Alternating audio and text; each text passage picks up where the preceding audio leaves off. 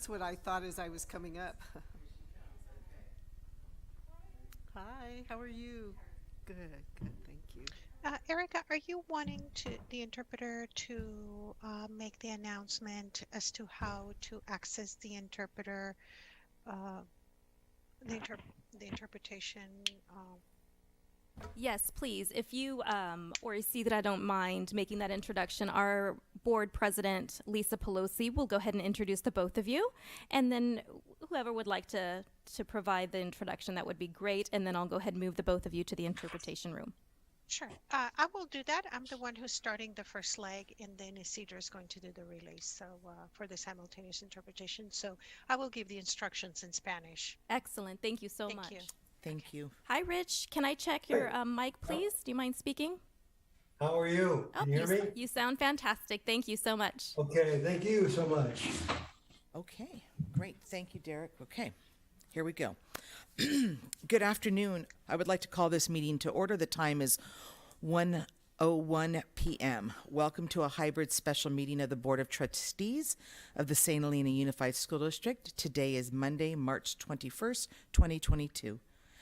As permitted by the passage of Assembly Bill 361 and the adoption of Resolution 21-29, today's meeting will be held in person and via Zoom. At this time, I would like to introduce our Spanish interpreters participating on Zoom. Please welcome Isidra Mencos and Claudia Lindgren this afternoon. I would like to allow our interpreters the opportunity to provide instructions to our Spanish-speaking audience members who are viewing virtually. Buenas tardes a todos. El día de hoy, durante esta cita, los servicios de interpretación en español van a estar disponibles de una manera simultánea.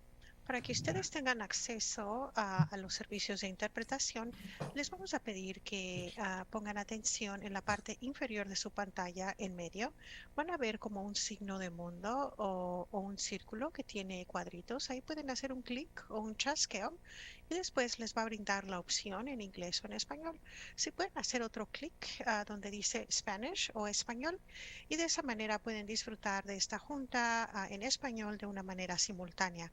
Ahora, si ustedes tienen acceso a Zoom por medio de su teléfono celular, lo único que tienen que hacer es nada más fijarse donde dice más o more, y ahí pueden hacer un clic y de nuevo les va a brindar la opción de ver el símbolo de mundo o el circulito. Ahí pueden hacer otro clic y elegir el español.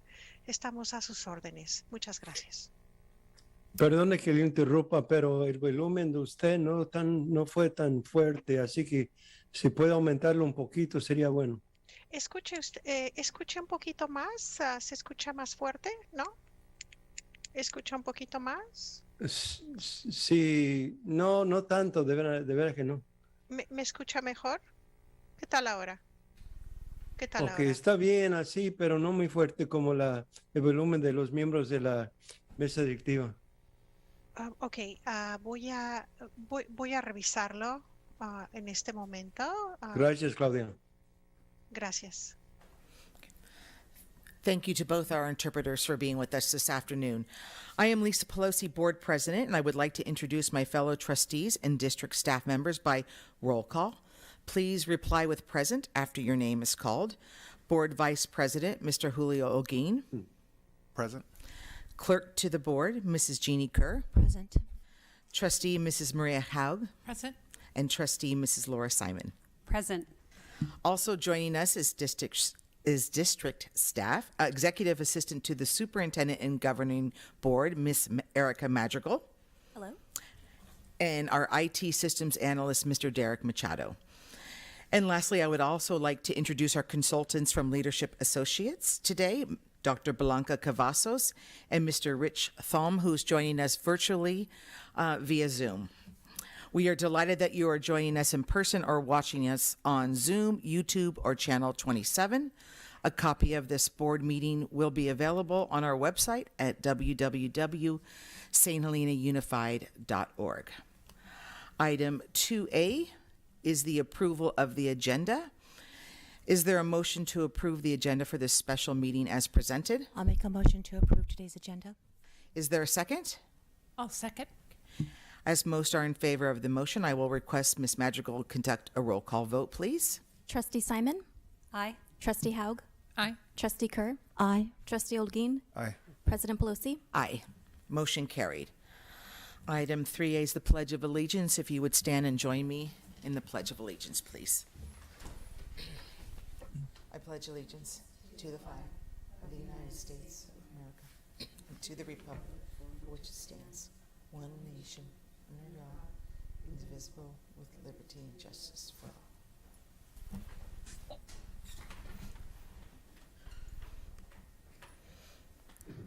Okay, well, we're going to move on to item 4A, which is our superintendent search process. At this point, we have the attachments that you see. I guess I would ask for public comment, correct, Erica? I'd just like the members of the board to know that there is a public comment that was submitted via writing by the SHTA President Brandon Farrell that is attached to the board agenda and is available for board review at any time. Okay. And as no one is present in our audience, we will assume we have no public comment for that reason on this item, I should say. So at this point, I'm going to turn this item over to Dr. Cavazos, and she will take it from here. Great, thank you, and good afternoon. If you look in your packet, there is a form that says St. Helena Unified School District and initial meeting discussion items, and it has today's date. That is the outline that we're going to be following for our discussion today. And Rich is actually going to facilitate the opening this session. So, Rich? Thank you very much. Everybody hear me okay? Yes. Good. I'm sorry I couldn't be there in person, but you don't want me there. I got this cold. I hope it's not COVID. I don't think it's COVID, but in any case, I thought better to protect all of us for me to do this on Zoom. So I appreciate your understanding of that. We'd like, first of all, to talk about the search process. And there are various steps to that process, first of which is our initial meeting. Then we'll talk a little bit about who we should be communicating with. Following that, we'll talk about making sure that our admin staff is in communication with Erica to make sure that anything that she needs to help us with, she has specific guidelines on how to do that. We'd like to get your email addresses to keep you abreast of what's going on. As I mentioned in our presentation, we want to make sure that our communication is early and often, as the old saying goes, so that you're well aware of what we're doing. We want to talk about the stakeholder groups today and who you would like us to speak with in order to gain their opinion of what should be the characteristics, qualities, and experience of the next superintendent, as well as anything else you want to add about what your criteria will be. That will be the cornerstone upon which we build the, excuse me, the community input responses, which will be very numerous. All that will lead us to a position description from which we recruit and or validate anybody that applies that we haven't recruited to make sure that they fit that position description. And we're going to ask you to take a look at that. Ultimately, we want to post everything on your website, all that you believe we should have on your website. And then we have dates for our online survey as well, and we'll mention those in the timeline. In the timeline, as you can see in number 1 down below, we have those items, and you can see them, but want to make sure we have, when we're publishing this to AXA, pardon me, when the stakeholder input sessions are, what the date is for us to give you all applications and show you who we believe is the closest match based on your criteria. Talk about a date for interviews location for interviews, and if you choose to, a validation visit to visit the district of the person you select as your finalist, because at the end of the interviews, you're selecting just a finalist, not a superintendent, because you need to do that validation if you choose to make sure that what you heard and saw on paper is the real deal. And then, of course, a target date for offer of employment, which has to happen at, the approval needs to happen at a regular board meeting. In our candidate recruitment, we will, certainly do it, everywhere that we possibly can, as we mentioned when we proposed our services to you. We will give the candidate a sheet from which they will put down what they believe they would like to get in terms of money. Now, you will have given us parameters before that. Hopefully today, if we have closed session, I think that's agendized, to be able to talk about more or less. We can't specify a specific amount, but we can get very close with regard to parameters. Excuse me. We'd like everyone to see a copy of the current superintendent's contract. We want to ask you in closed session if you have any questions. And again, in open session, we want to talk about today qualities, characteristics, experience, strengths and challenges of the school district, and questions regarding the process and all of our procedures. Dr. Cavazos, anything to add to what I just mentioned? No, I think you did a great job of just outlining what we're going to be covering this afternoon. Yeah, good. Trustees, any questions about this as we enter into our discussion this afternoon? Not at this time.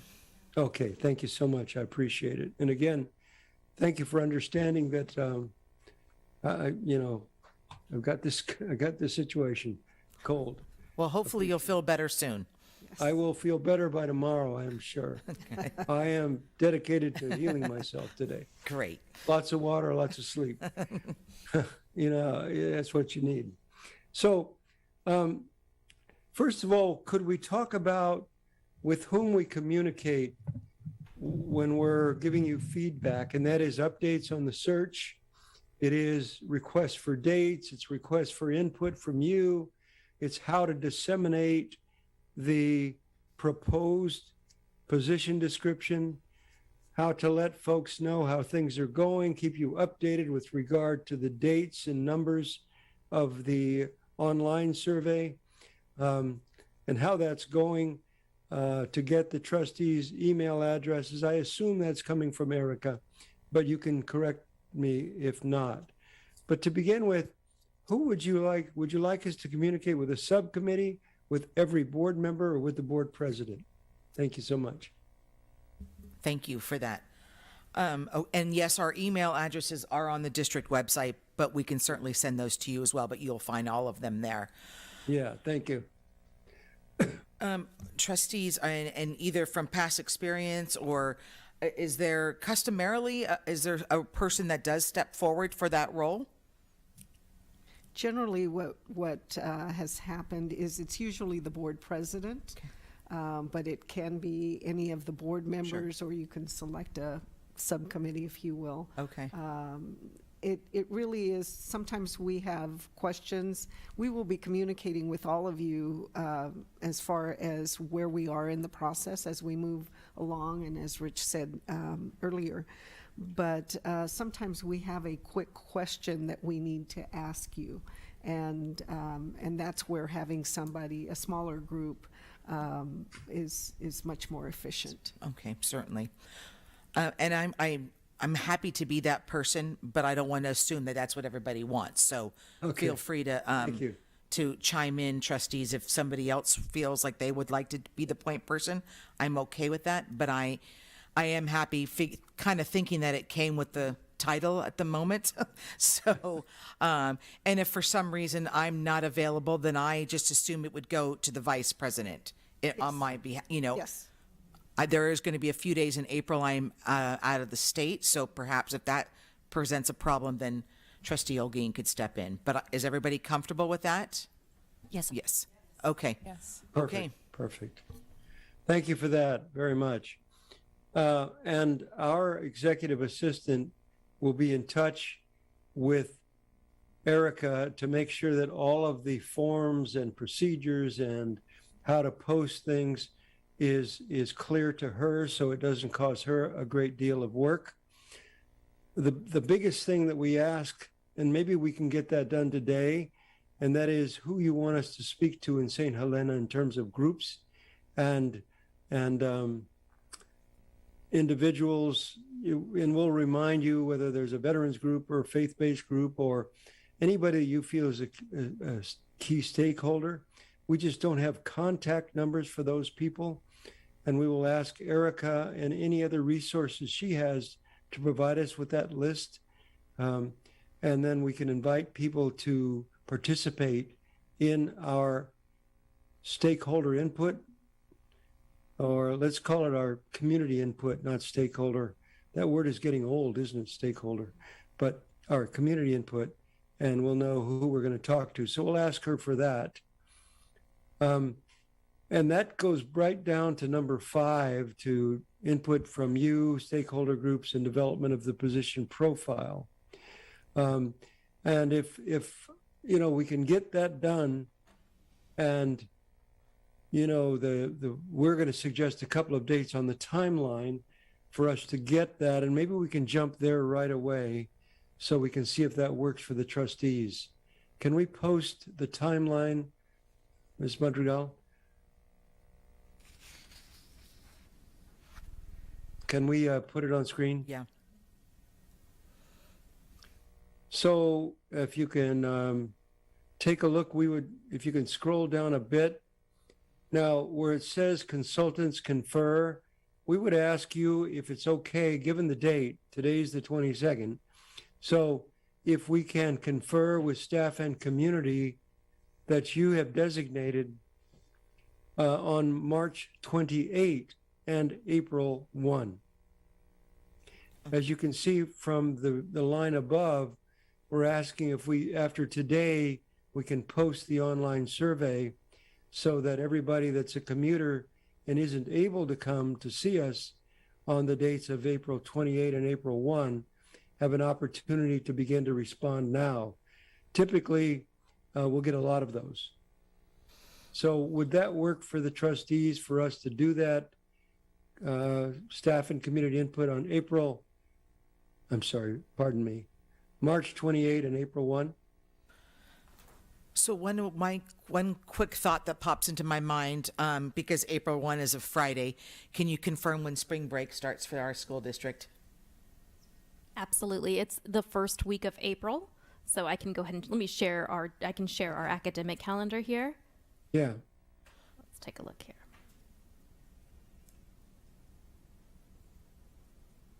So we're looking at this. Can you see our calendar right now? Yes, I okay, can. absolutely. So our spring break begins on the 4th and it ends on the 8th. So the April 1st date is actually, I believe it's a minimum day. It's the first day before our Yeah. break.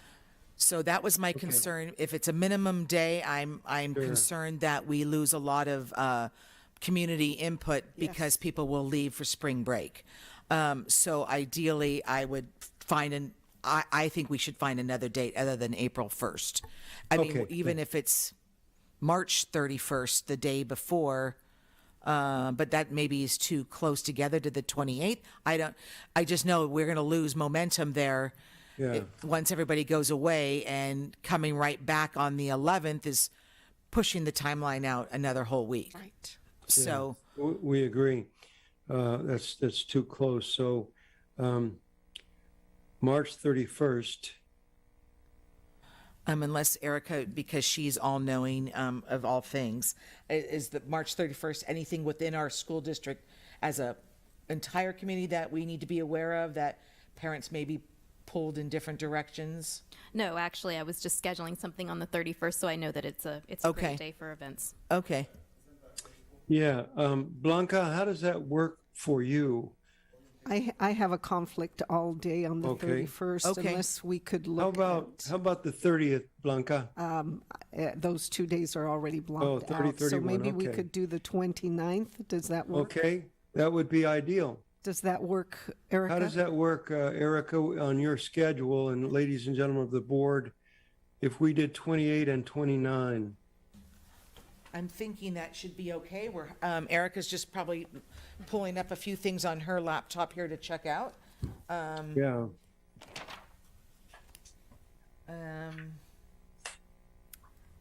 Right now, that looks fine as far as dates. Let me check one other place. Okay. One Okay. moment, please. And we would be scheduling Zoom meetings with all of these different groups. Okay. From basically morning until evening, depending on when they would be available. Okay. And then we would be working directly with Erica. We'll provide a template with those dates and the timeframes so that they can confirm. Okay. And then, so if for stakeholders or community members who don't have access to Zoom, they would just do, either find access either to the online survey or come, I mean, how do we contact and get those people involved?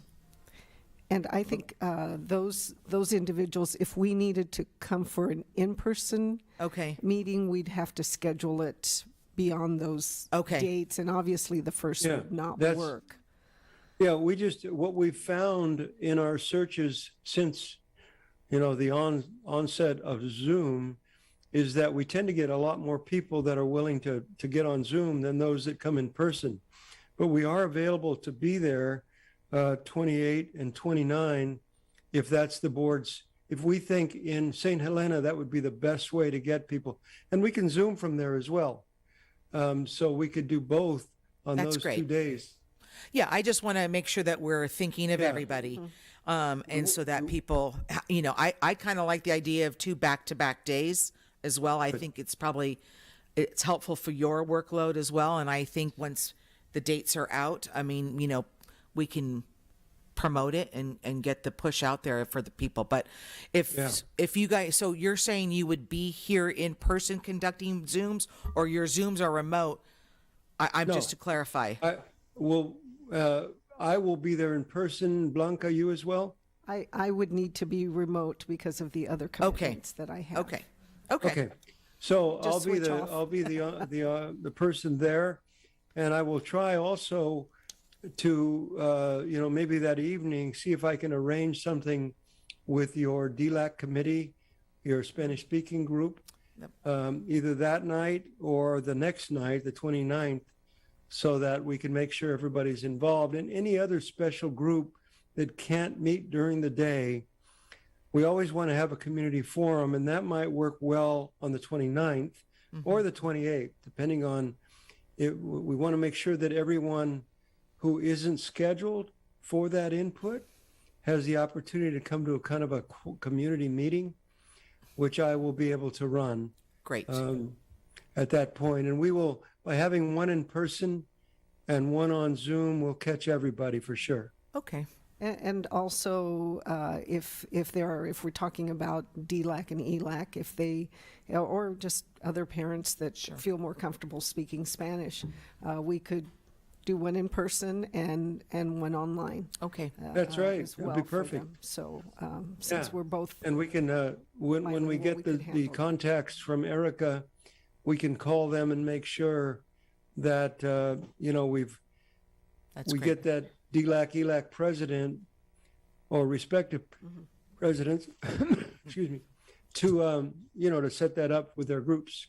Okay, that's great. I think Yeah. I'm seeing a lot of nodding heads here that the Good. board likes that option, at least to offer that, correct? Does that sound like okay. So it looks like the 28th and the 29th then, Erica, will be our dates. That sounds great. Thank you. Okay, thank you. And remember, we're going to have that online survey. Correct. And we will ask you to ask your principals to really get the word out, because as you well know, and I know, and Blanca knows, they have to kind of let people know, because so many people pay very close attention to what that principal says. That's their point of contact to the school district. When they say it's critically important that you participate, they do. So if we can get that help somehow, or we can get their phone numbers and we can, ask them to really be very proactive with that, then we get a larger group of folks typically.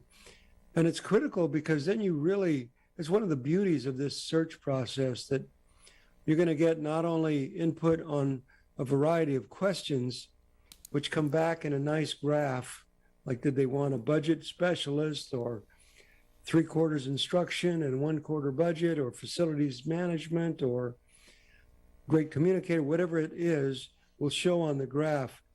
And the other side of it is that there's a whole section of wide open comments. So you get to hear what people have wanted to say and maybe aren't willing to come to a board meeting and say it. So it's a great feedback mechanism. And I know it's all going to be very positive for you, but we always have folks that want to say something. My child, was withheld or held back in second grade, and it was bad, or whatever. But you'll see that in writing, which is wonderful. You'll get all those comments, and they really do help when you're screening candidates and determining who you want to interview, and then who you choose ultimately as your finalist. And also, the fact that they participate in a Zoom meeting or in person does not preclude them from also completing the online survey. Great. Okay. And at the end of each session that we have, we encourage them to complete the online survey, and also to let anyone else know that they can complete the online survey and where they can find it. So Great. we also try to promote that each and every time we meet with groups. Okay. Thank you. I had a quick question. So, Please. for clarification, is the survey and the session is different? So if I were to go to the community session, is it essentially the survey, or is it two different things? There Or- are, if you look in your packet, Mr. Olin, you will find the actual survey looks like this. And so when we meet with the groups, we basically ask them the 3 questions about what qualities, characteristics they want to see, which we will be doing the same thing with you shortly. And then we ask them what they consider to be the strengths of the district, and then what are the challenges that the new superintendent will need to address. What the survey allows is that they can actually rank what they feel is most important. And so as you look at the survey, you can see that there's a little bit more in depth there than what the data that we get from the Zoom meetings. And that's why we also encourage them to do both. Thank you. At the same time, I don't think we as board members should be taking the survey, right? Because we're trying to get the feedback from the community. So would it be better that we ourselves do not participate in the survey? Or I would keep our suggest that answers separate? because today we're going to try and get from all of you what your initial thoughts are. You will see that document before any other, and you can make any corrections, send it back to us. But as I said before, that's kind of the foundation from which we look at everybody else's comments, because, as an elected governing board, you're the ones that are going to be selecting and be responsible for this new leader. So we want to get that as much as we can today. And you're absolutely correct that you want to hear what others have to say about that. Hopefully there'll be somewhat of an echo chamber there. I think they will be. So the online survey, that's about, that's about 12 days of the survey. It's available online, correct? Yes. Correct. Okay. Okay, so that's good. That covers past the Zoom thing. So is everybody comfortable with that length of time for an online survey? Okay. All right, great. So I think Good. those dates seem to be, those are workable for the online survey. And remember, we're going to publish our emails. We're going to publish our phone numbers. If anybody has any interest in picking up the phone and calling, and we always get 1 or 2 that would prefer to do that. Sometimes our Spanish-speaking folks would prefer to do that. They'll have many options to communicate with us. We don't want to leave anyone out. Sure. The whole idea here is to make sure everyone, is included in our input sessions one way or the other. Great. Okay.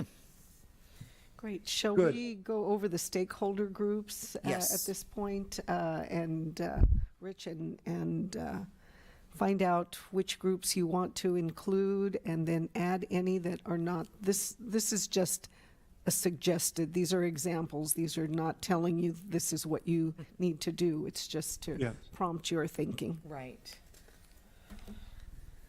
And everybody has that list, the samples they gave. Okay, great. Well, I mean, it's to me, I look at it and it seems like it's a fairly comprehensive and exhaustive list. First, does anybody want to add anything onto this list to consider, Maria? I would put the Public Schools Foundation. Okay, because I thought that was number 22 and it says Education Foundations. I wrote, because I did right next to it, St. Helena Public Schools Foundation. Anybody else? No? Okay. Are there any veterans groups or faith-based groups that you want to include? Specific groups? Oh, that's a good They- question. I mean, the American Legion does provide multiple scholarships every year. I don't know. I mean, I think the Up Valley Family Center The should Up be. Valley Family Center would be more, Yeah. I think would be. And I didn't know if that was like considered a business partner or if it fell underneath, underneath like number 18. It could be, I mean, that is city stuff, but I didn't know if that could also be, but I definitely think the Up Valley Community Center. Okay, is it community, mem, or family? Up Valley Family center. Family Center. Family Center. Family, yeah. Okay, great, thank you. Contact. Great, And certainly the Boys and Girls Yes. Club as well. yeah. Well, I was going to just suggest to look at the Monrovia Group, because that's all the Monrovia Oh, Group. yeah. That's pretty much all. I, Except I we- was going to agree with Trustee Olguin. That also includes The context. the Adventist Health, the leadership there, where we are partners, and then the city and the chamber as well, and Yeah. then also the CIA, the culinary, Cranston yes, I was just Culinary gonna say, School, yes. that's also part of our the organization. Napa Valley College. Napa Valley College as That's well. a great one. Yep. And all Okay. the contacts are there. Would- as well. Would you say that again? I'm writing this down. I got the city of St. Helena. I can provide all this information to you. We have it in a distribution group. It's the City of St. Helena, the St. Helena Chamber of Commerce. We have the Adventist Health Hospital, CIA, which is the Culinary Institute of America. CIA. Yes, correct. Good. I'm glad you clarified that. I don't know how to get a hold of the CIA these days. And then also the Senior Center here in St. Helena, Good. Oh, Rionda, nice. the Rionda House. Good. Great.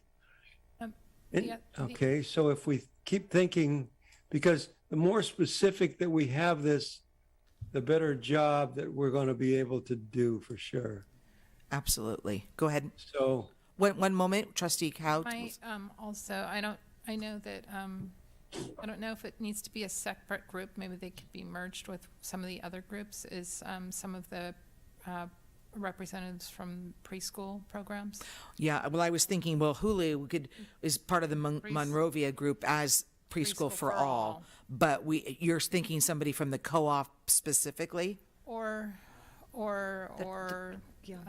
any of them, It could be the directors of all the local preschools, Okay. including Yeah. the Napa County office, Okay. the state preschool. Yeah, that's a good suggestion. Yeah. Directors of preschool, Erica's with, okay, and then the county child care center. okay. Would that be Marianne? That would be Marianne. Okay. And then, I mean, other than what's the list in front of us, is there anything on here that you want to exclude? I mean, or take off? Maybe they don't pertain to you. Yeah, really, exactly. is more. I mean, I was looking at like our booster groups for, performing arts and athletics. What my brain is thinking, granted, I don't have firsthand knowledge any longer, but there's obviously a lot of parents that make up those booster groups. So, is that just kind of, are we crossing over on that, or do we just include everybody anyway? I don't know the makeup of those groups any longer to know if there's outside, if it's parents of alumni now or what it might be. I like including the boosters because I think those parents have a different role than, say, the parents who don't have that role have different insight Okay. into the schools. So Great. I would strongly suggest boosters groups because they do have a vested interest in one way or another in the school district. Sure. Yeah. So we would need to add FFA to that. That's- Yeah. Have that on there as well. Yeah. Thank you. Great. Absolutely. Okay, and then we said that the Chamber of Commerce actually folds into the Monrovia. Oh, yeah, So that folds in there. The DLAC and the ELAC. Ms. Madrigal, would you be able to pinpoint individuals leaders for those groups to help? Absolutely. Our social worker, Roxana Plancarte, she has made some great relationships and connections with our DLAC and ELAC groups. So I would use her as a resource to get that information out. She's really great. Okay. And to clarify, our parent group is the PTG, Right. which took me a year to figure out when we first moved here. Very good. Yeah, I go ahead. Wouldn't it make sense to combine the PTG and the Public Schools Foundation? Yes, it would, because there's crossover. Well, at least there has been previously. There's crossover membership in that, but I think we should just blend those together. And then, like on the service club representatives, Rotary, Kiwanis, obviously that's where the American Legion would come in. Maria, I think, right? Yes, and then Seroptimus, because they always Right. do the dictionaries. And they have a lot of and scholarships as Kiwanis, well. And yeah. I would suggest exactly. the public library. I Okay. don't think they're part of the Monrovia, but Are they? no, I don't think. Oh, they are. okay. So I would suggest. A question, and that is, you mentioned 4 groups, Rotary, Kiwanis, Seroptimus, American Legion. American Legion. and American Legion. Okay. I saw that I'm trying to think, the Masons just recently donated so we might To give want big, to right. give big, so we might want to include them as well. And they do then they've give done in the a past scholarship as well. Yes, exactly. They do. Masonic, is there a Masonic? Yeah, I think that's what they're called, the Masonic Freemasons. Yeah, they are. I can Yeah, check okay, and see. great. Great. Okay. Students, any particular student group, if we talk to high school people, for example, that would have some connection to St. Helena or the work that you do? You've got, I would say, all of our student council members. Yep. We have a very strong leadership class at the high school. And there are, and maybe even at the middle school. I think I would go so far as to include the middle school, because that's where they start to grow those programs for high school, is in middle school. Got it. Leadership, so ASB officers, class officers, and then personally, I don't know if the high school still has, if they were doing like if there was a Latino club. Was there a Latino? I know they were trying to create one, but I would very much like to see if that club is still in existence and Good. see if those students could also be targeted. Perfect. Got that.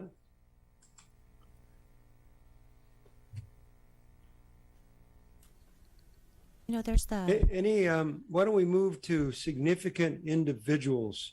One moment, Trustee Kerr just had one other idea. I Apologize. just No, it's okay. No, that's all fine.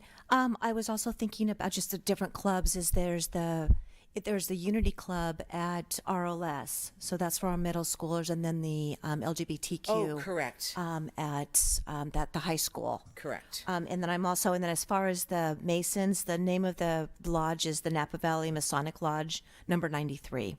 And I do have a contact there if anyone needs that. Great. Okay, great. Thank you. Of course. Good. All those are all good additions. Absolutely.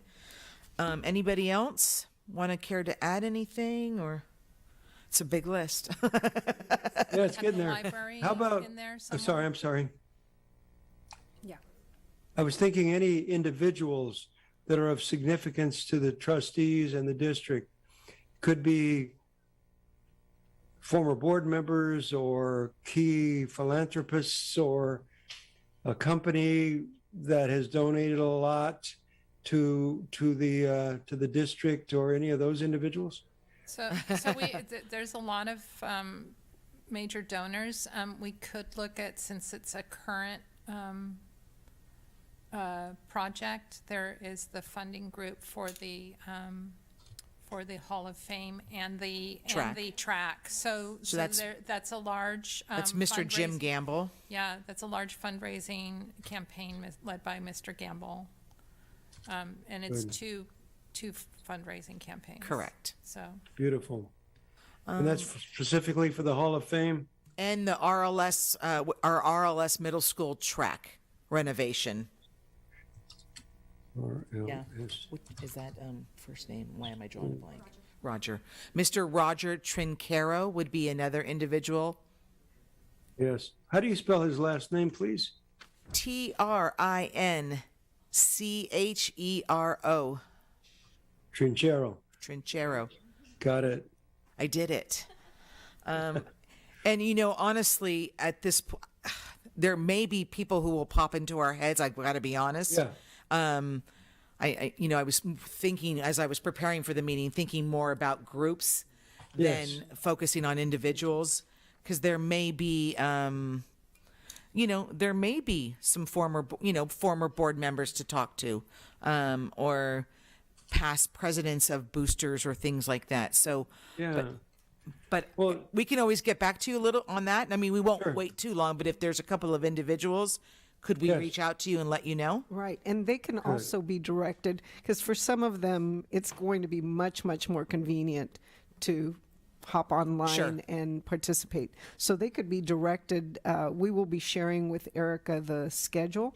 We'll be working on that jointly, because she knows the groups and Right. when they can meet or can't meet, Yeah. and they will likely be saying to her, that's not a convenient time for us, Sure. or this would be a better time for us, and then we'll try to adjust that to meet their needs. Right. And so we could, if you think of someone, we can suggest to them, oh, you could meet at this time with, let's say, the business partner Sure. groups, or wherever you think that they would feel the most comfortable sharing. Okay. You could give them that link and have them join us, or if you'll have the schedule as well, that Rich will be meeting with certain groups, then just plug them in there. So we could do that very, very easily. Yeah, I just thought of somebody.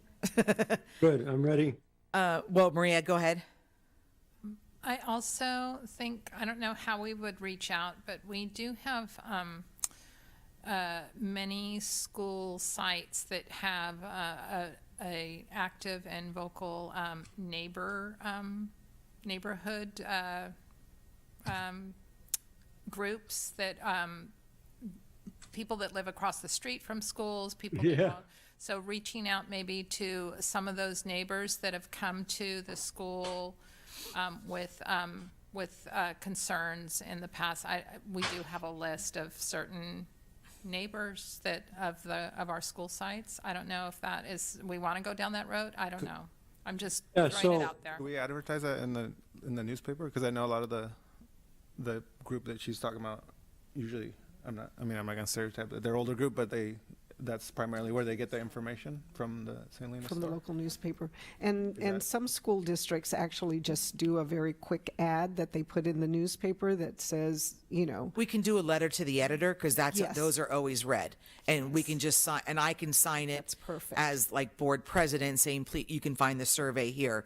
And I think that's probably the way to go because I totally agree, but I think the people who reach out a lot of times in those circumstances are calling because they have a challenge with the school district versus who's going to run the school district. But I do agree that we advertise it, and I'm happy to put I can draw up a blurb and ask that it get put in next week and saying this is when the survey will be live. and we can That's excellent. schedule. Oh, go ahead, Rich. I was going to say that's excellent. I'd like to read the 25 groups you've just added. But first of all, Blanca, Well, I was going to give you one individual's name, and that's Craig Bond. CraigBond. Bond. Okay, got it. I have one more. Through the city, and I think it still exists, probably Mayor Ellsworth would know, the Multicultural Group. They have yeah. a group, and I think they have a pretty good reach in the community. It's like a group of, Was that the one that Zach I was don't know if attached Zach to? is on it, but Okay. they used to organize some multicultural events like 2 years ago, and I think they were trying to bring that back to. So I think Okay. Mayor Ellsworth would know. Okay.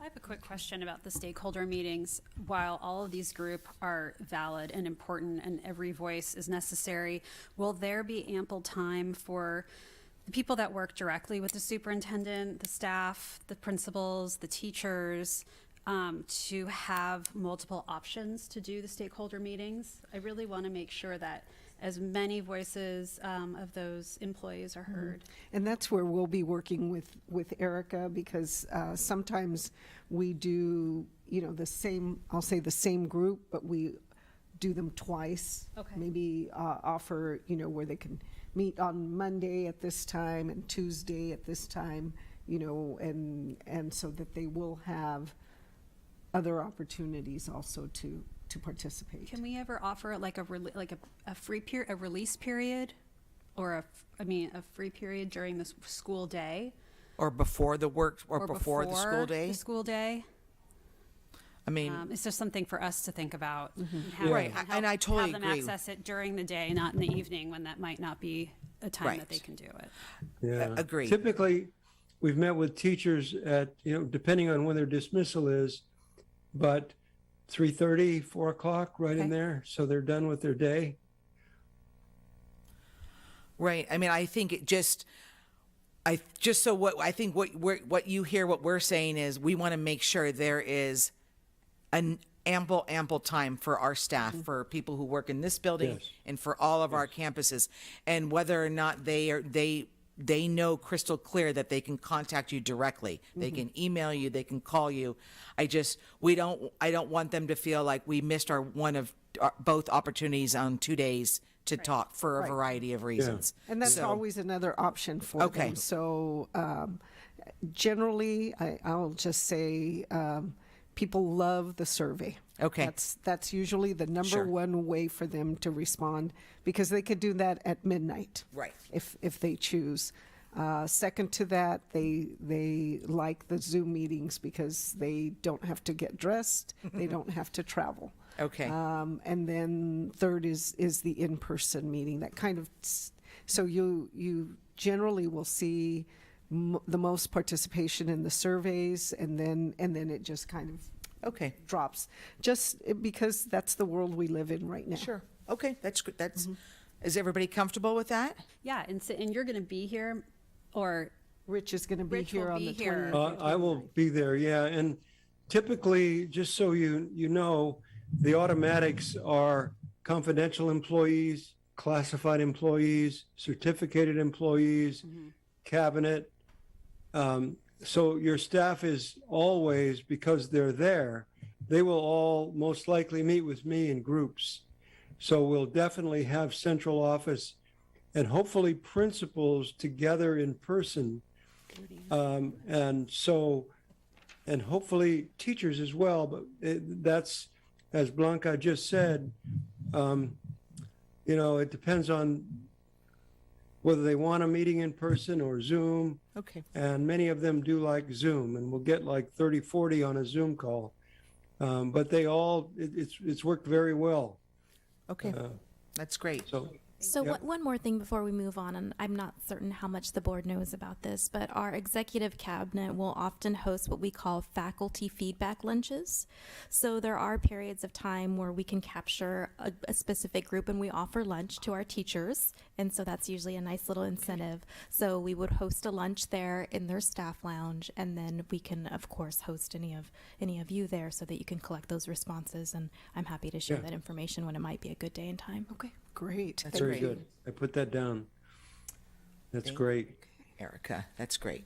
And a group that we really encourage to come, and it's not typically the venue that they're in, and that is our custodial groups from the districts, from the district office, and from the schools.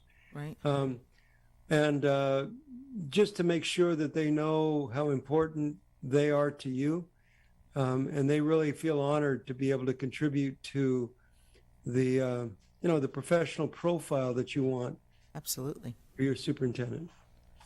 One other, I know that she might fall outside of our, because she's not employed by our district, but our school resource officer should be. Good. Oh, Melissa Brown. Yes. Yeah, I figured. Well, I was hoping that under this when number 18, where it's like city council members, Yeah, city yeah. staff, city police chiefs. Yeah, But you're so right. she The would- SRO Yeah. should be there. Good. Good. And I'm just looking at the calendar, and so Lisa, as far as that letter that editor, it might need to go in tomorrow in Okay. order for it to be in on the Thursday. Okay, the great. Thursday Star. I will write something up, and my editor over there will all have her review it. And Erica, Serena has a draft of what Okay, great. you can Okay. say. Okay, that. I mean, not what you can say, but it's just it's already kind of drafted out, Perfect. and you can edit from there and personalize it from Okay, there. that would be great. Thank you, Serena, if you're listening. Yeah. Yeah. Do we have one more group? Because I'm up to 29. I'd love to get up to 30. Some of those upper ones you can combine. We only have Yeah. one. We only have one assistant principal. Yeah, right. So the Good. principal, number 6 can get folded into number 5. Okay. Okay. Great. So with your permission, I'll go ahead and read these. You don't have to write them down because we'll be sending them back, and Erica will have them. You mentioned a public school foundation, American Legion, Valley Family Center, Boys and Girls Valley. Club. Rich, it's Up Valley Family Center, and I think the up is important. Okay, Up Valley Family Center, great. Boys and Girls Club, the Monrovia Group, which is preschool for all and all directors. The city, anyone we can reach from the city of St. Helena. Chamber of Commerce, the CIA, Senior Center, representatives from preschool, which probably are closely tied to Monrovia Group. County Child Care Center, Marion, Boosters Groups, Future Farmers of America, DLAC, ELAC, PTG, and the Public School Foundation. Service clubs, including Rotary, Kiwanis, Soroptimists, American Legion, Masonic Number 3, and the Freemasons. That's the same thing. Public Library, Student Council members and ASB officers, Latino Club, the Unity Club, the LGBTQ Club from the high school, donors, especially the funding group for the Hall of Fame, RLS Middle School Track, Jim Gamble, Roger Trinchero, the school site neighborhood leaders, Craig Bond, the multicultural group, the faculty feedback group, school resource officers or officer, and assistant principals. And I think we also had Rionda House, which is Yeah. the senior center. Okay. How do you, the Rionda House? RIANDA. My spelling bee skills are not sharp here.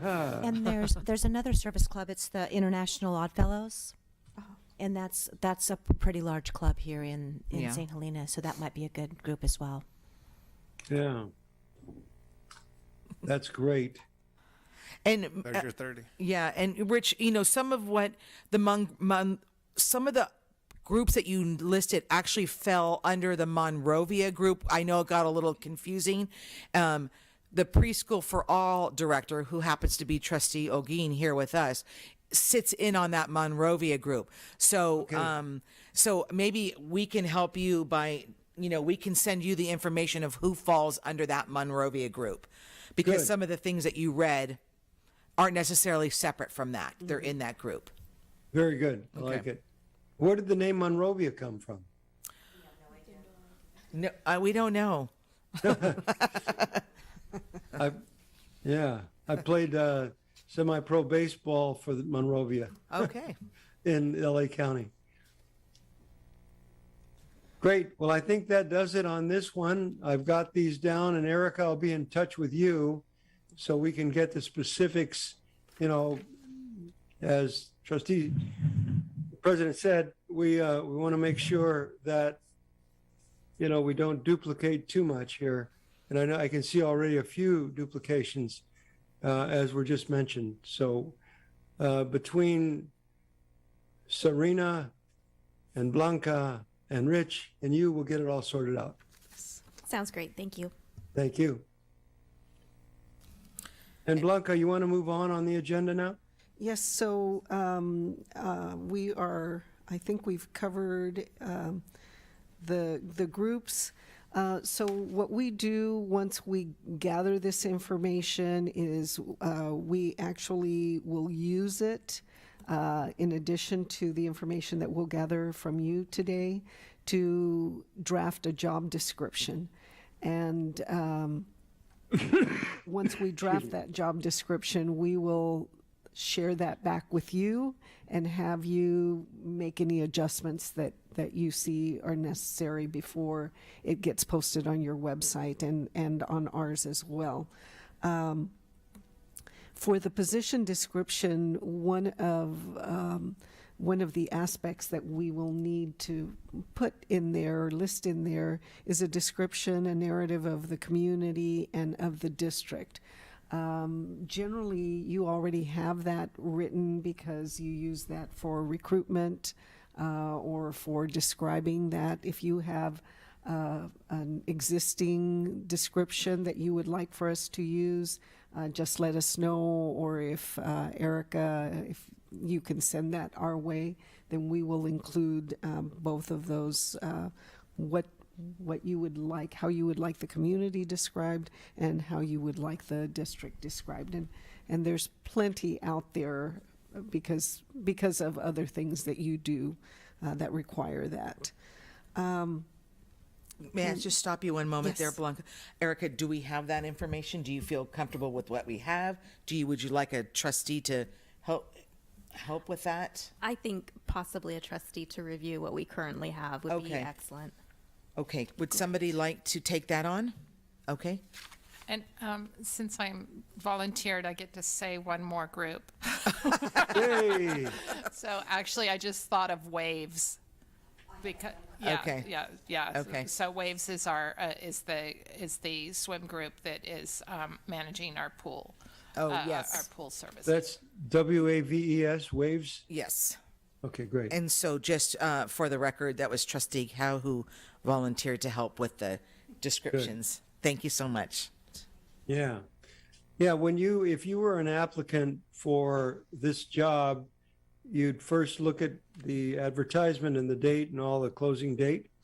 And then you'd look at what's the community like and what's the district like. So those descriptions are critical before they even look at qualities and characteristics, Sure. or i.e. the job description, Okay. position profile, excuse me.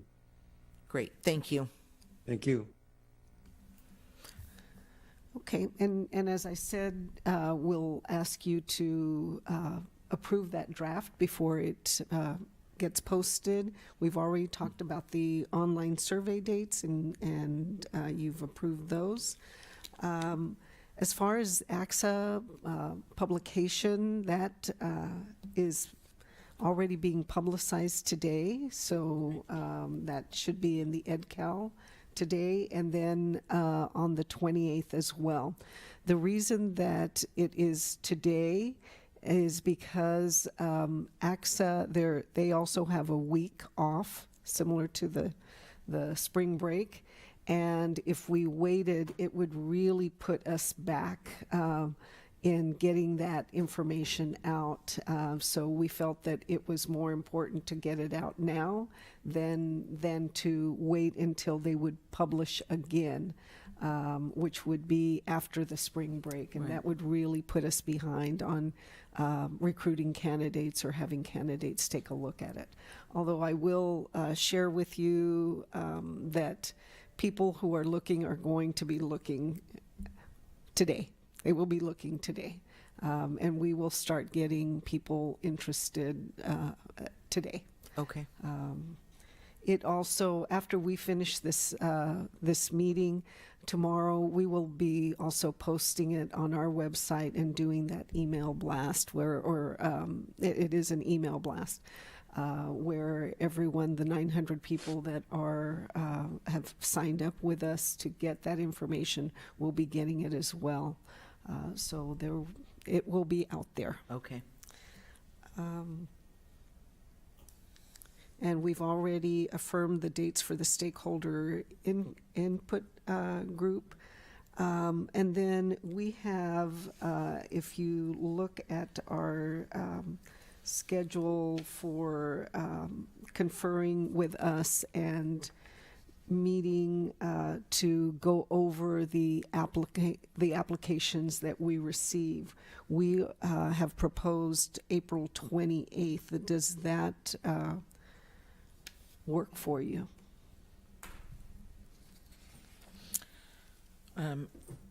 Again, on my personal calendar, I already checked for my end. It worked. I don't know. I can't speak for the other trustees. How that date works. It works for me as well. the Erica, 28th. on a capacity level for you and the district, how does that look? 28th. Oh, it's a Thursday. And that will be a closed session with you. So April 28th, you said? Yes. And it's closed session and allowing 2.5 hours. It may go under, but we should allow 2.5 hours. Correct. Okay. And then we have proposed May 6th as a date for interviewing the candidates. Okay. And generally what we'll do, just to go back for a second, is when we review the applications with you, we will have already gone through and done all of the reference checking. And Rich and I will actually go through each candidate. We'll have talked to each candidate. We'll have talked to all of their references. We'll have talked to people that were not on their reference list as well, in order to, in essence, vet these individuals. We will then present to you different tiers of candidates, if you will. The first tier are the candidates that match the criteria that you have set. The second tier are the ones that closely match the criteria. The third are the ones that do not match the majority of the criteria. Those are the recommendations, and we'll discuss every single candidate with you. And then from there, you will select who you would like to actually interview. We generally recommend between 5 and 6 candidates, and we go through a process where you get to vote individually on who, and we have that discussion with you, etc. So that's really what we will be doing in that closed session on April 28th, is really going through the candidates, and then you tell us who you would like to interview. Once you do that, then we will set up the interviews, the interview date with them. That would be an all-day date. Generally, what we do is you would interview the candidates in the morning, and then generally would bring back the finalists in the afternoon. The finalists are usually just 2 candidates that you want to bring in for a second interview. During the first interview, we will help you select the questions that you will be asking, and so that's very scripted, if you will. The questions are very scripted. You all know what the questions are. You know who's going to ask which question, etc.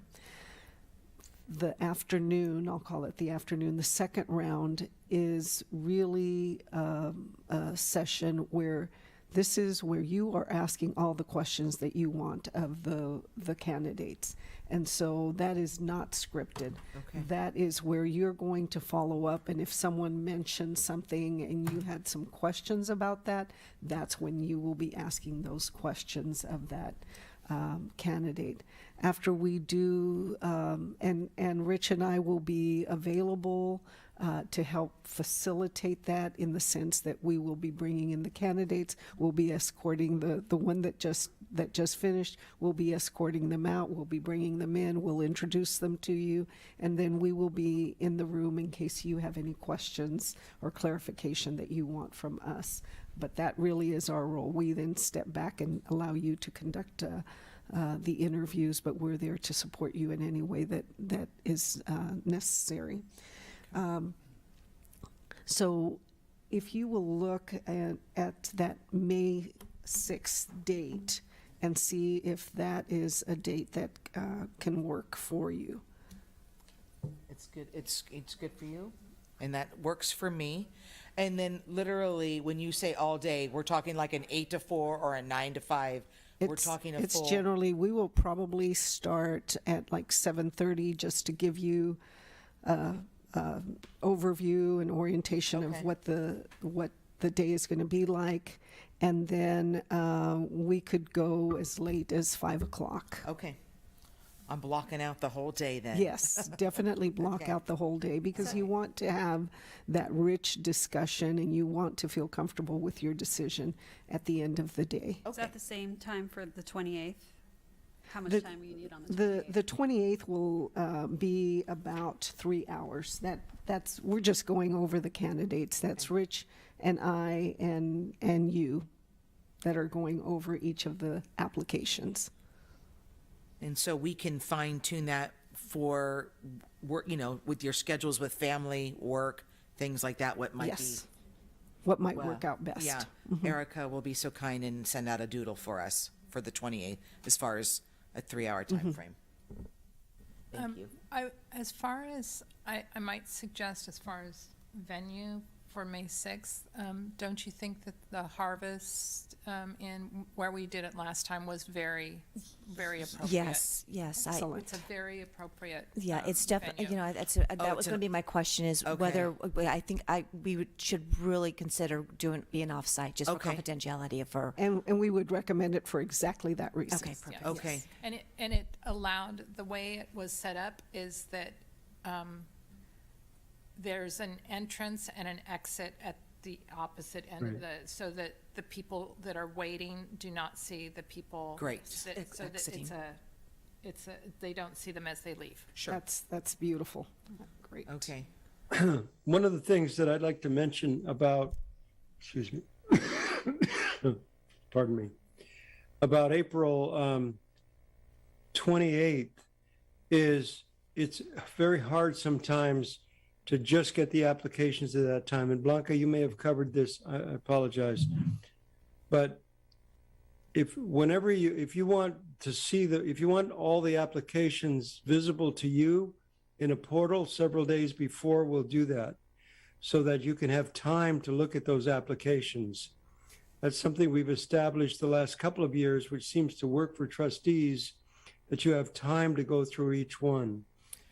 And as Blanca mentioned, we'll show you all the applications, and then, as she well articulated, we'll tell you who we believe is the best match. Tier 1, Tier 2 is next, and then Tier 3. And you will select whoever you want. Okay. You can select, if you decide to select from Tier 3, that is your prerogative. That's Okay. you have full authority to do that. These are just our recommendations, and you may have your own reasons for wanting someone that we placed in Tier 3. That's perfectly okay. Okay.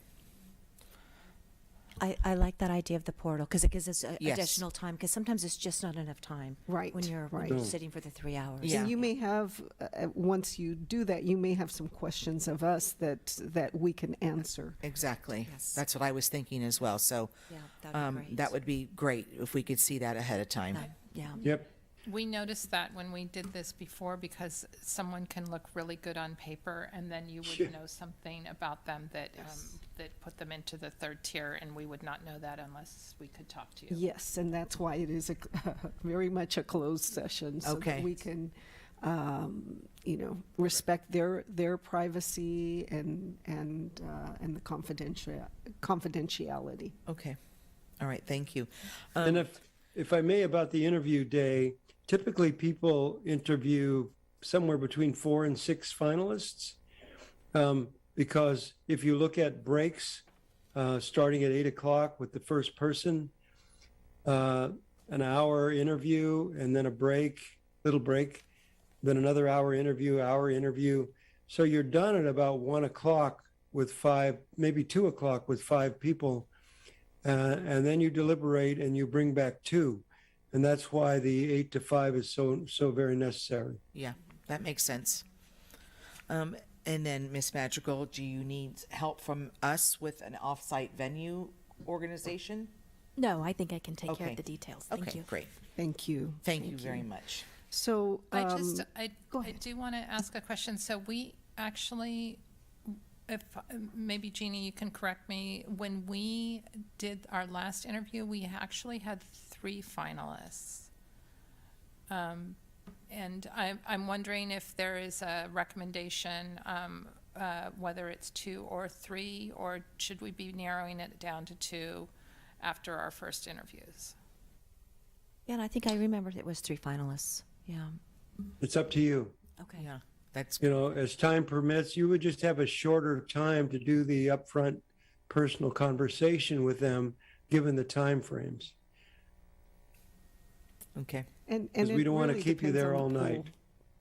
The pool determines Right. that, because sometimes there are some very, very clear finalists, and sometimes they're just they're all clear. They're all very tight, Yeah. where you just really need to get to where you can distinguish between one and the other. And so it really is dependent on the pool, and as Rich said, we can adjust that time accordingly if necessary. Okay. Okay. Any other questions at that point? Okay. So once you have determined on that May 6th, once you have determined who the candidate, who the finalist is, you may choose to conduct a validation process where you can elect to visit them at their site, wherever they are currently working, and meet with a number of different people. Generally, the candidate that is selected helps with setting that up. You can also choose to do that via Zoom if you wanted to connect with certain people there on their site. And one of the other ways that people are conducting validation, the validation process, is inviting that person to come here to St. Helena, and then you have different groups come in and meet them and speak with them, ask them questions, etc. So there's a whole range of ways that you can conduct that validation visit or process, but that really is your decision, how Okay. you would like to do that. Okay. Thank you. Okay.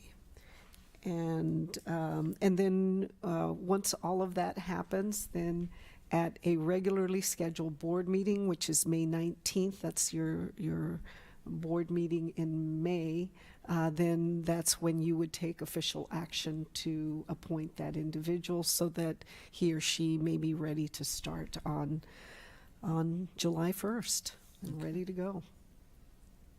So at this time, if all questions have been answered, we'd like to ask you what you'd like to see in the next superintendent: qualities, characteristics, experience, and so forth. And from there, we will begin to compile a list, which, we'll send it back to you if you want to add, edit, delete, whatever you want to do. From here, this will just be our list. Blanca, myself, and the trustees, and certainly Erica. But whatever you say today, you can certainly modify at some point before we, when we do a position description, that's when it gets public, but not when you're giving us your ideas about what you want to see in a superintendent. Okay. And so would you like us to go around and each give 5 things and then circle back around? How do you want? However many you would like. Okay. But if we can start out, and you can designate where we start. Okay. By letting us know what the desired qualities, characteristics, or experiential background that you want that superintendent to have. Okay, that's great. And Rich is going to be taking notes. Okay. Does anybody have a list or anything that they would start? Okay, then go right ahead, Trustee Holguin. And I actually named mine the 6 C's. Just that's a trademark right there. No. Okay. So the first one is communication. So active listener, empathetic. Second one is collaboration, open to new ideas, forward thinking, creative, flexible. Third one is community, relationship builder, accessible, gets to know the community. The fourth one is commitment. So commitment to students, families, and staff for their success and well-being. So I put leadership in that. Next one is consistency, hardworking, dedicated, passionate, continues to learn and grow to be the best leader possible. And my last C is culturally competent, sensitive, aware, and celebrates diversity, equity, and inclusion. And I didn't copy that off the internet. I'm sorry, I'm trying to type that out. And I can send you, or I can either send it. I can just send the six. well, if you just say it again, I think I've got it. Communication. So the first one is great communicator. Yeah, collaboration. Okay, Next one is community or relationship building. right. Next one is commitment. Students, family, and staff. Yep. Next one is consistency. And the last Yep. one is culturally competent. Right. So communicator, collaborator, community relationship builder, commitment to student, family, staff, consistent in terms of, being very, not having different rules for different situations, culturally competent. Mm-hmm. Great, thank you. Anybody? I mean, I have some too, but is anybody else? Okay. So I've got bilingual would be a benefit. Familiarity with basic aid district. Background in California education. That's kind of ideal. It's not necessarily a mandate, but it's helpful. And let's see. Ideally, candidate would be committed to a long-term tenure. And let's see. Well, Julio kind of covered a lot on that as well. So mine are, yeah, okay. I think, strong community relations. But sorry, my phone is buzzing, and I'm gonna. And I think that's it for right now. And I'll let somebody else go. Okay, thanks. So the couple that I'm thinking is proven leadership at another district. A superintendent who lives close by, and I'm not saying specifically here in St. Helena because I know it's difficult to come into St. Helena, but certainly close by, and not a superintendent that is traveling down to Southern California on the weekends to be with her family on the weekend. So someone who, when they're traveling home, they're close by, and then a strong communicator, just certainly like Trustee Pelosi. And Would you say that last one again? I'm sorry. a good communication, a really Okay. good someone who has strong communication. Yeah. And I agree with bilingual. Familiar with basic aid is important, and I think that also with the similar to Trustee Olguin, consistency, just where the treating everyone in a consistent way and in a professional way. So definitely a professional person. Good.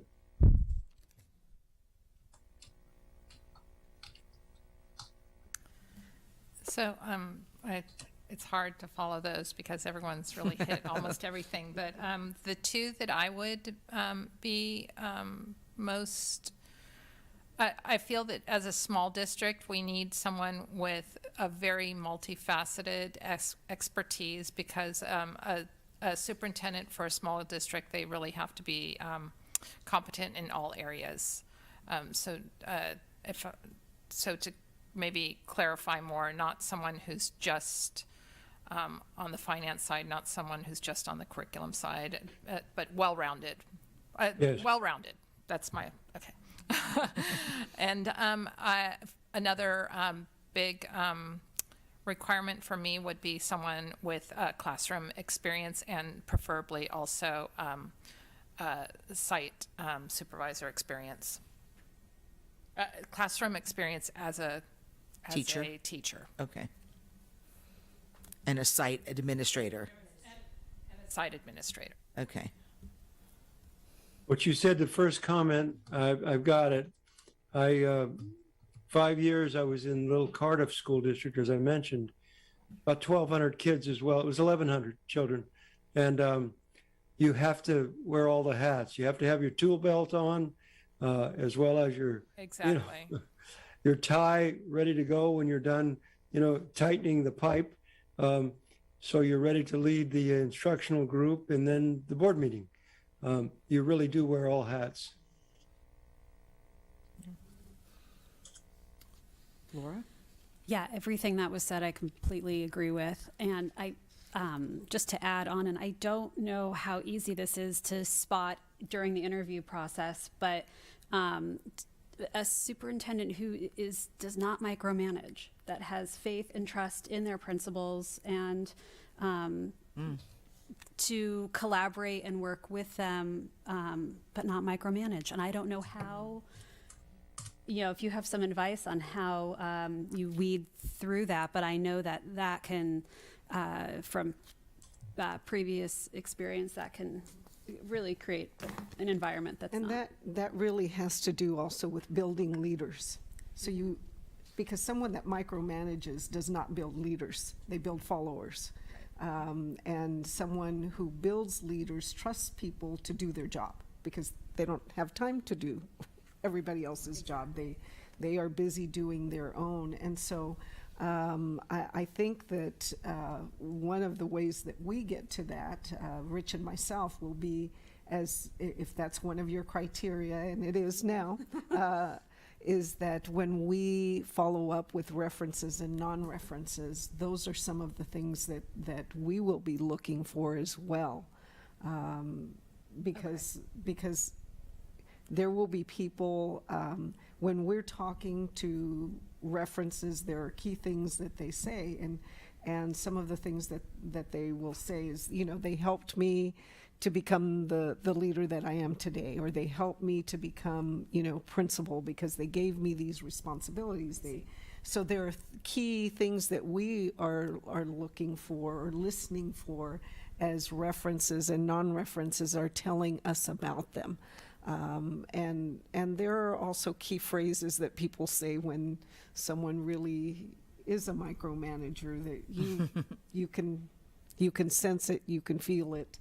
And that's the other reason that validation is very key as well. But we will get to that as we make those phone calls and we talk to people from the district and people that maybe live in the community or have worked with them before in another district, et cetera. That will typically come out, as Blanca said, very clearly as we have these conversations with people. Because they'll say the opposite. It's collaborative, lets us do what we feel is best at our sites. Those kinds of things come across. And they'll mention if they're poor communicators, and just send out the old directions via email. So it does come out as we kind of ask folks stuff, key questions. Another thing that's popped into my head is, and it seems like it's stating the obvious, but obviously a candidate should be student centered. I mean, it's about the whole child, and basically somebody who has the vision to take St. Helena Unified to the next step. I mean, this candidate, it's about the future, right? So it's about someone who's future forward thinking and, keeping students first, because that's why we're all here. So. Yes. How about someone with experience with a similar demographic? Is that something that you would want to see? Yeah.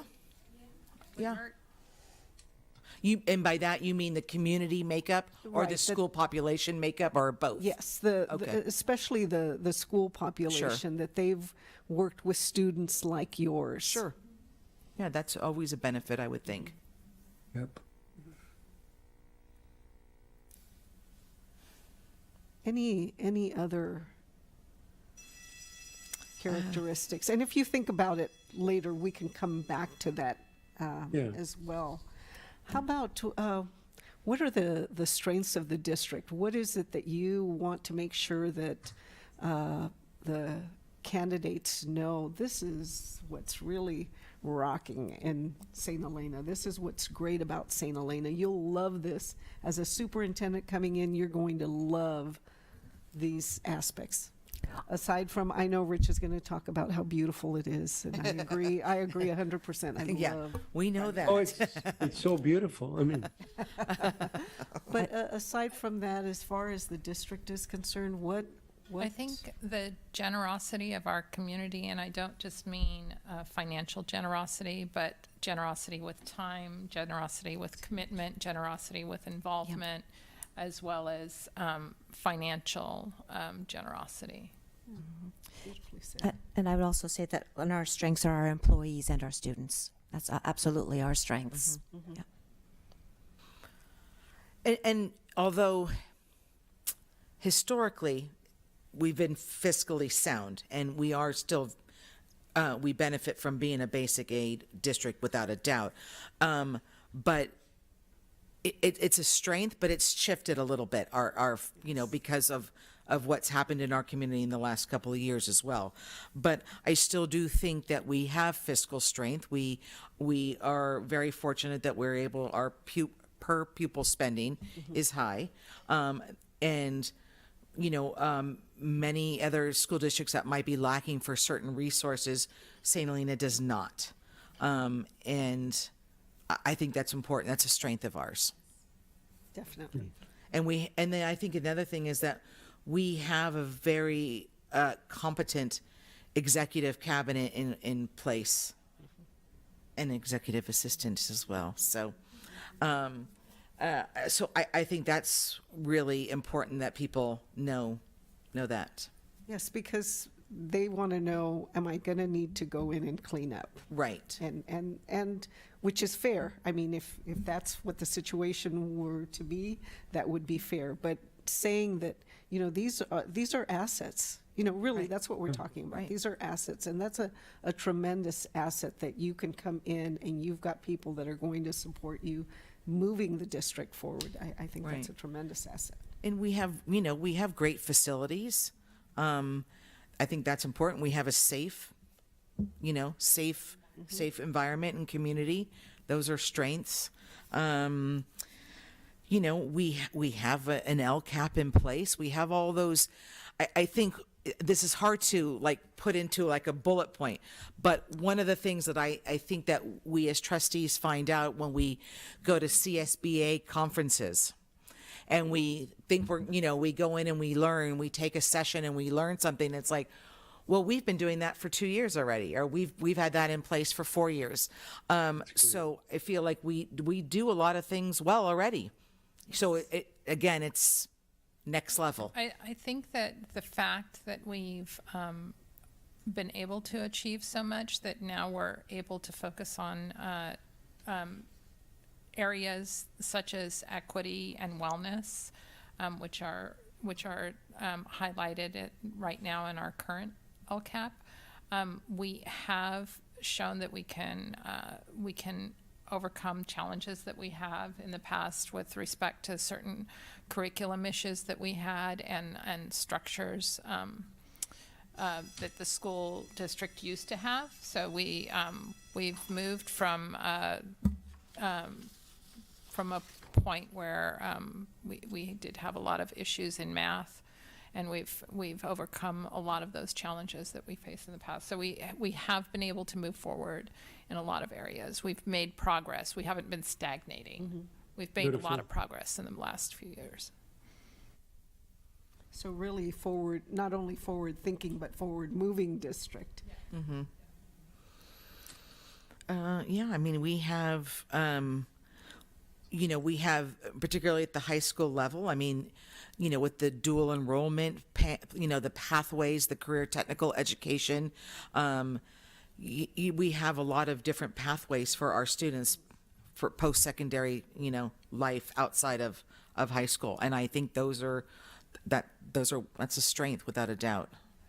I don't want to toot our own horn too much, but I do this have is to the say time to do it. This is no. We did have I can't remember exactly how many years back it was, but it was pre-pandemic, and we had a WASC review, and the WASC team at the high school that came to our high school said that they had never been to a school where the students were so polite and generally kind and respectful.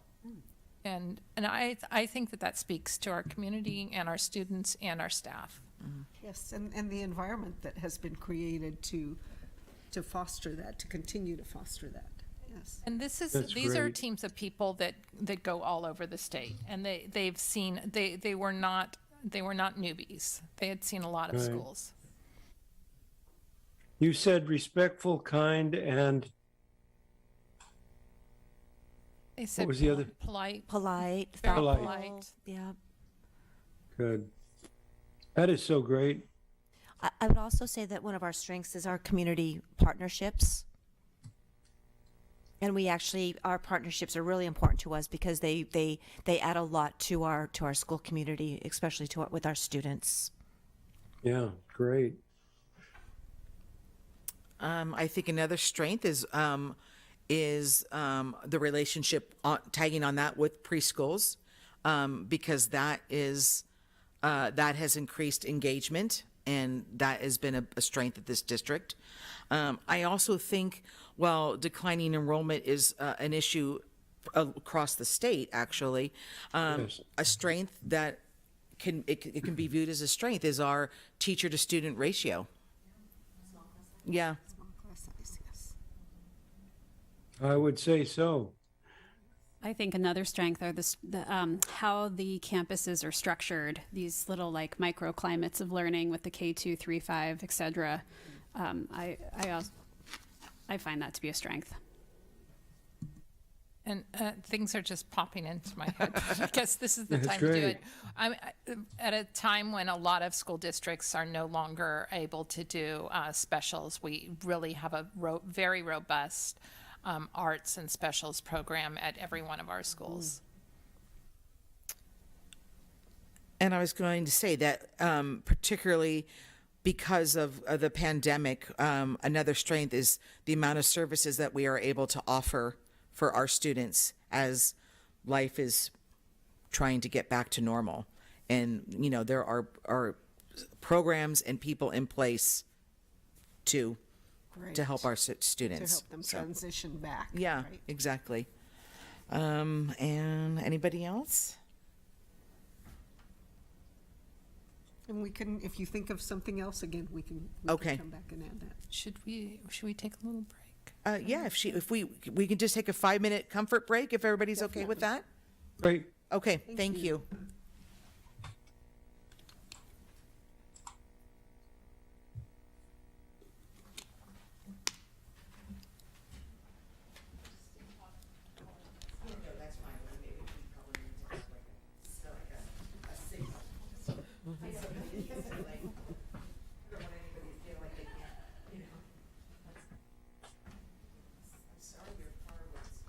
Oh, my goodness.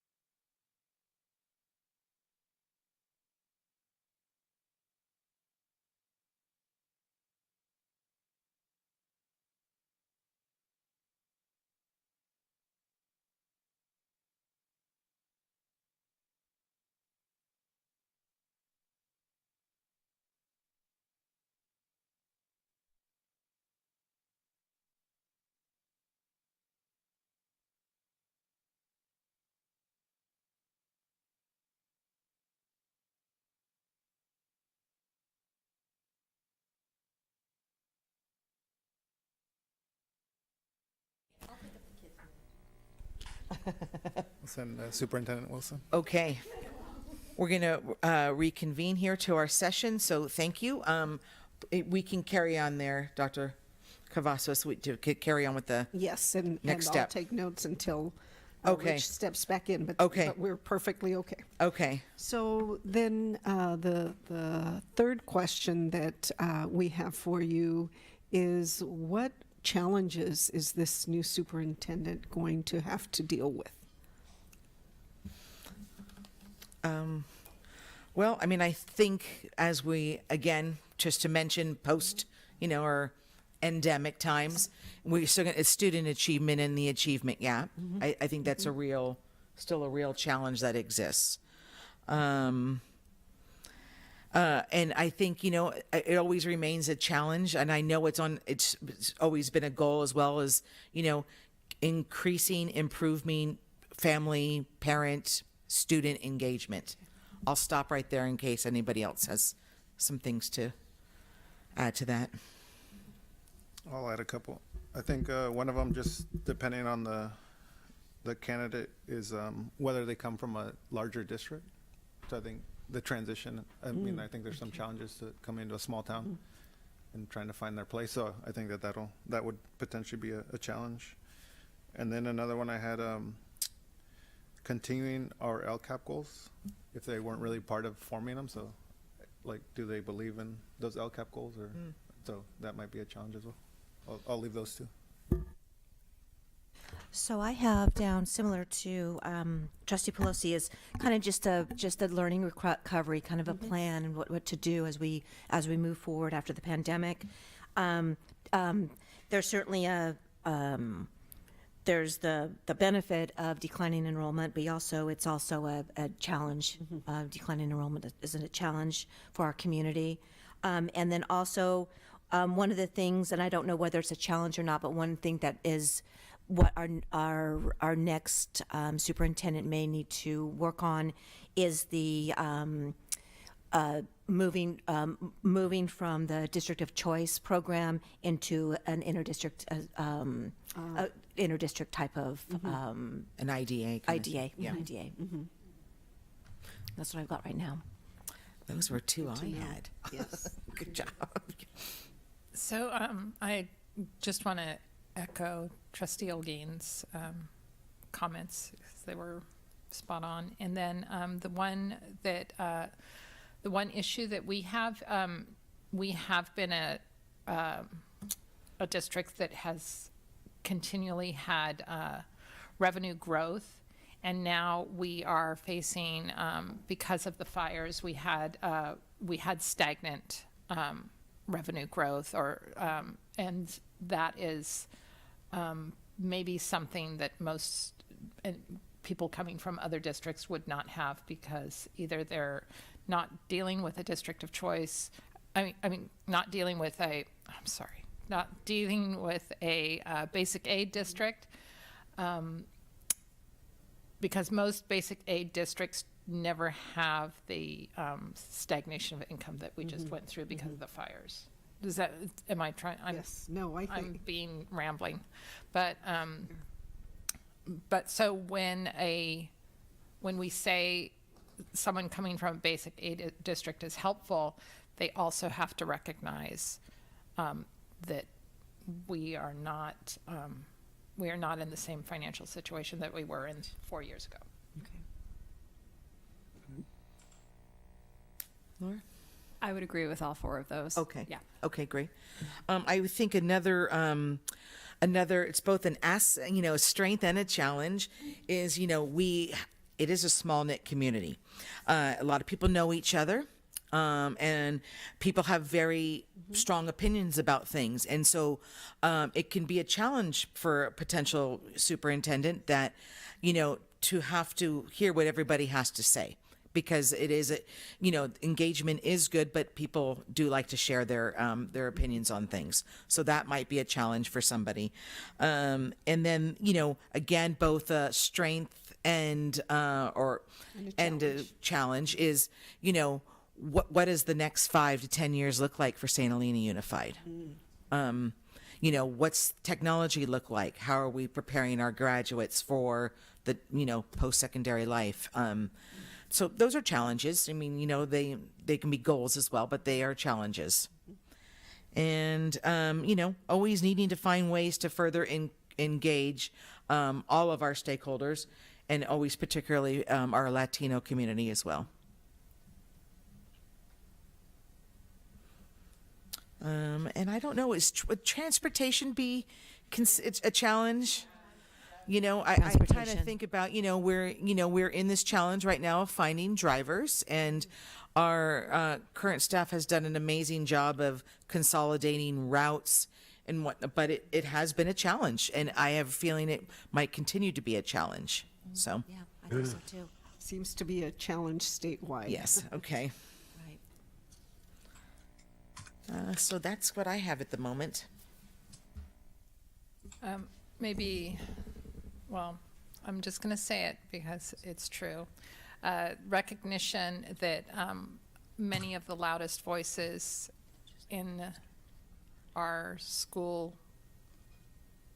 community are not always the ones that represent the majority opinion.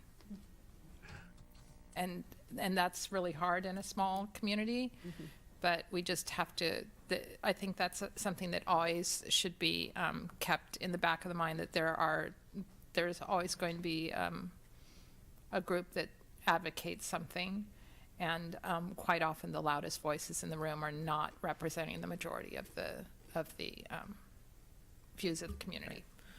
And I know we talked about the financial aspect, but I'd say another challenge is keeping a balanced budget as we move forward, so that we can maintain our lovely facilities, continue to pay our staff well, and give our students everything that they need to every day. So that would be it's always a challenge, I think, even in the best of times. So.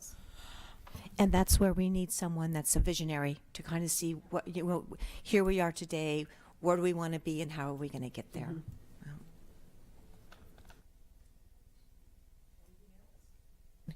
May I ask you a question? Have you ever broached the idea of larger class sizes?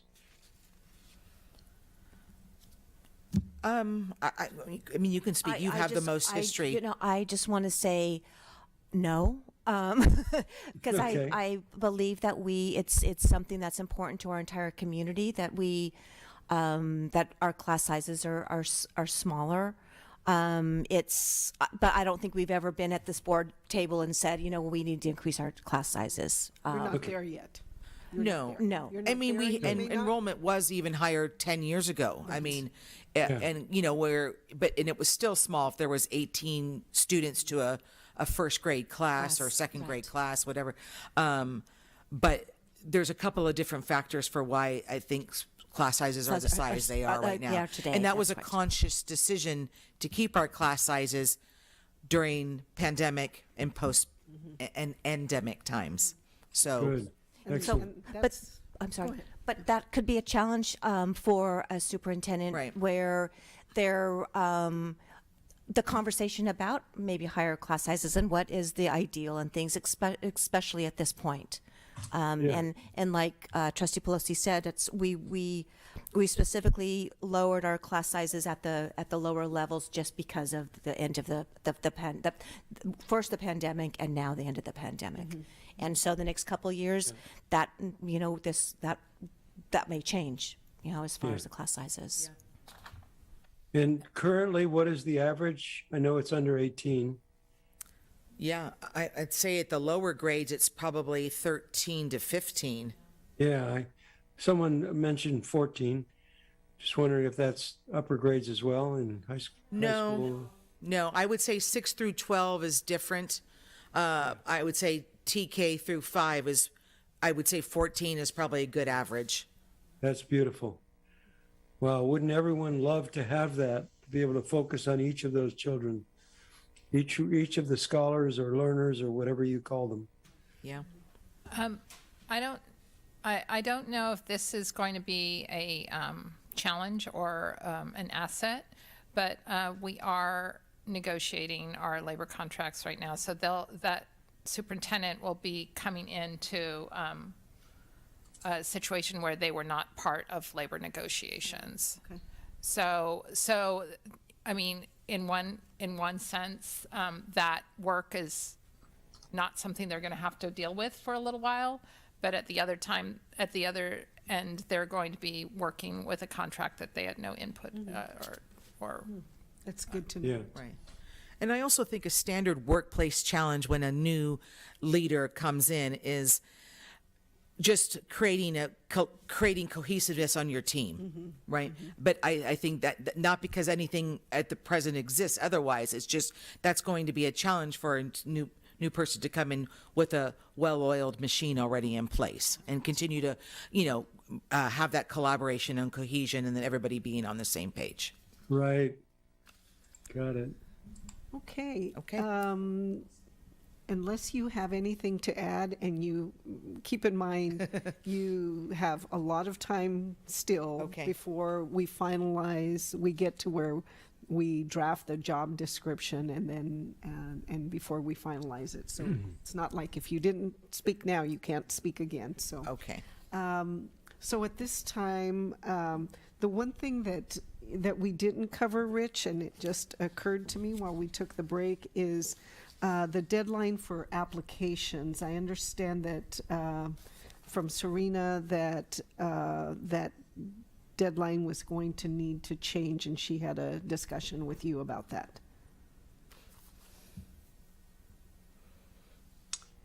Okay,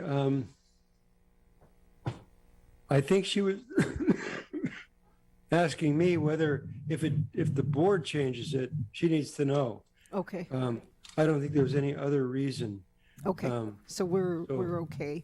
Okay. And, Yeah. and just to make sure that we're okay with that April 14th deadline. I don't see any reason why not. I mean, Yeah. And I apologize for jumping back. I No, just that's caught that okay. during the break. we want No- to no cover problem all. at We all. want to cover Right. it all. So I think we are ready to go into closed Okay. session. So, Let me, before we do, may I read these off to us? Knowing that you're going to be able to change them in the future, or would you rather just see them in writing first? I think for time purposes right at the moment, why don't we do that in writing, and if we could. We will. Okay, thank you. Great. can I ask our interpreters to please sign off at this time? Gracias, señores intérpretes, por su ayuda. Yeah, thank you. Sí. Okay. Muchas gracias. Okay. Great. So I'm going to go ahead and excuse myself. Let me ask Claudia. And then just Claudia needs to log off as well? I'll go ahead and remove her. Okay.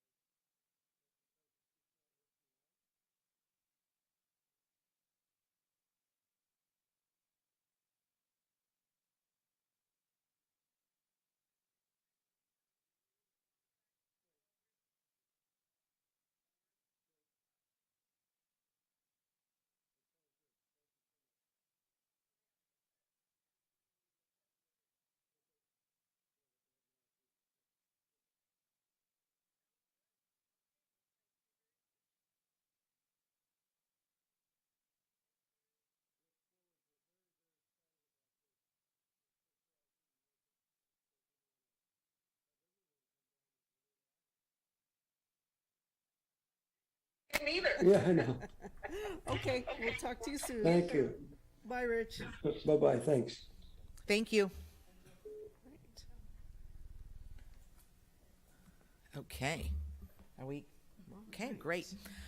Okay, we have reconvened to open session here at 3:04 p.m. In connection with item 6A, the board received information and provided direction. We will now go to item 8A, adjournment. Is there a motion to adjourn the meeting? I'll make a motion to adjourn today's meeting. Is there a second? I'll second. As most are in favor of the motion, I will request that Ms. Madrigal conduct a roll call vote, please. Trustee Simon is absent. Trustee Haug? Aye. Trustee Kerr? Aye. Trustee Olguin? Aye. President Pelosi? Aye. Motion carried. The meeting has ended at 3:04 p.m. Thank you, everybody, for your time today. I really appreciate it. Thank you. Thank you very much. We look forward to this, really.